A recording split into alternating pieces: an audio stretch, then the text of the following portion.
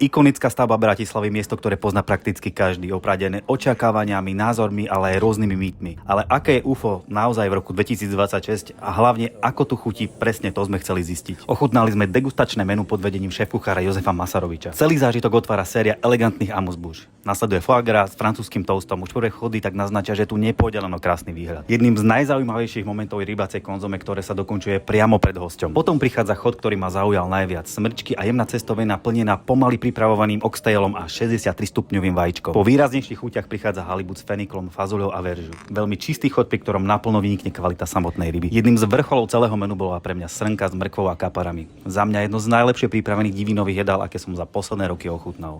Mäso bolo neuveriteľne jemné, doslova sa rozplývalo na jazyku. A keď som si myslel, že lepšie to už byť nemôže, prišli tvarohové knedle s makovou espumou a marhuľou. Týmto dezertom ma úplne dostali. Cením, že degustačné menu si tu môžeš vychutnať aj cez obed, čo nebýva pravidlom. Práve vtedy si výhľad užiješ najviac. Do UFA som šiel s veľkými očakávaniami. O to viac ma potešilo, že celý zážitok ich napokon ešte predčil. Ak ste si ho doteraz spájali najmä s výhľadom, možno vás prekvapí, že jedným z najväčších zážitkov je dnes práve kuchyňa.